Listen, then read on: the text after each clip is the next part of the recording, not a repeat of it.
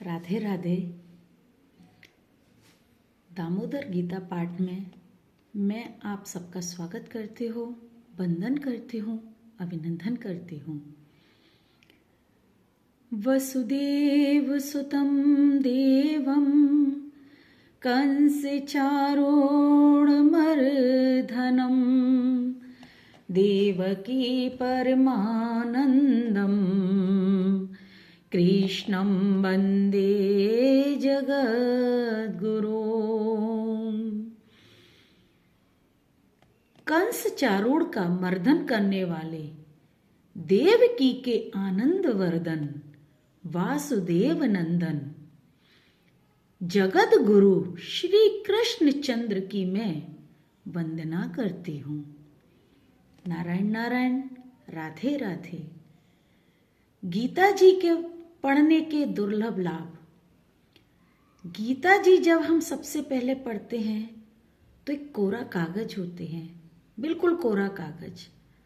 हमें ये समझ में नहीं आता है कि गीता जी को हमें कैसे पढ़ना है, कहाँ से पढ़ना है और क्यों पढ़ना है और किस लिए पढ़ना है। तो गीता जी हमें यही सिखाती है कि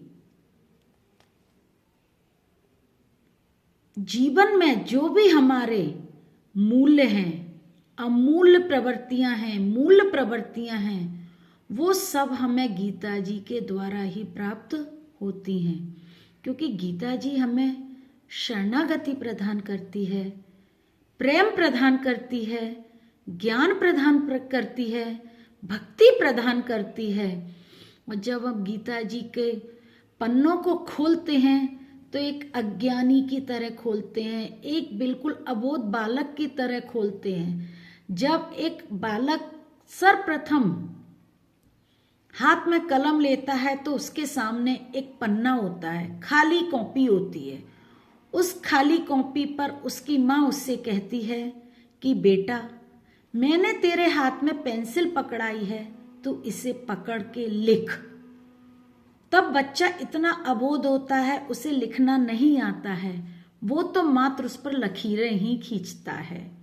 वैसे ही भगवत गीता है, जब हम इसको पहली बार पढ़ेंगे तो हम सिर्फ लकीरें ही खींचेंगे, हमें उसके शब्द समझ में नहीं आएंगे।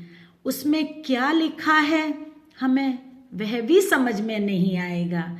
लेकिन जब हम धीरे धीरे, जब बालक उसका अभ्यास करने लगता है, उसको पढ़ने लगता है, तो वो सबसे पहले डंडा खींचना शुरू करता है।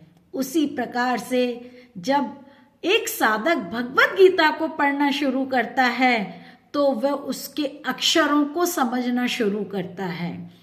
और जब बालक छोटा आ बनाना शुरू करता है तब साधक उस ग्रंथ के मर्म को समझना शुरू करता है।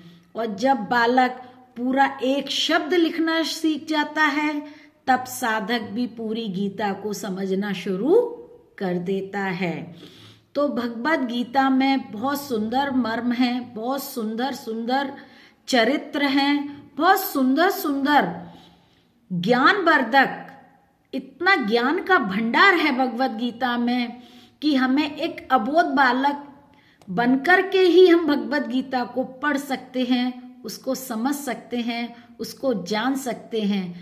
क्योंकि भगवान श्री कृष्ण ने जब कुरुक्षेत्र में अपना उपदेश दिया था तब अर्जुन भी बिल्कुल कोरे कागज ही थे, बिल्कुल कोरे थे। उनको कोई कहने को तो वो बहुत ज्ञानवान थे, एक महापुरुष थे, महाधनुर्धारी थे, सब कुछ थे। लेकिन जब श्री कृष्ण ने उन्हें अपना ज्ञान दिया तो उनकी अंतर ज्योति अंदर से जागती है और वो कहते हैं, नाथ तुमने तो मेरे अंदर का ज्ञान जागृत कर दिया। तो ये जो भगवत गीता है ना, ये वही अमृत है।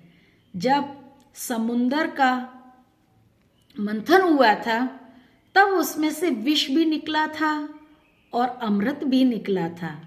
लेकिन विष को तो भगवान शंकर ने हलाहल कर लिया था, संसार को बचा लिया था, लेकिन अमृत था, मोहिनी रूप धारण करके भगवान ने देवताओं को पिला दिया था।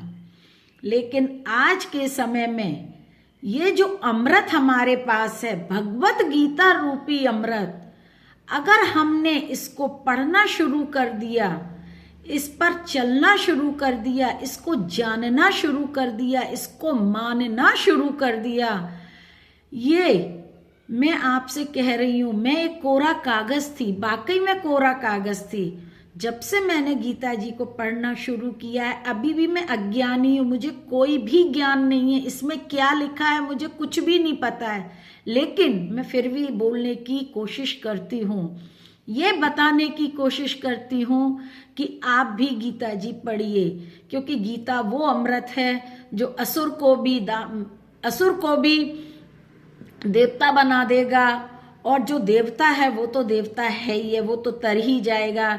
लेकिन जो आसुरी प्रवृत्ति के व्यक्ति हैं, वो गीता जी की शरणागति अगर लेते हैं तो उनके जीवन का भी कल्याण होना निश्चित है। नारायण नारायण, राधे राधे, राधे राधे।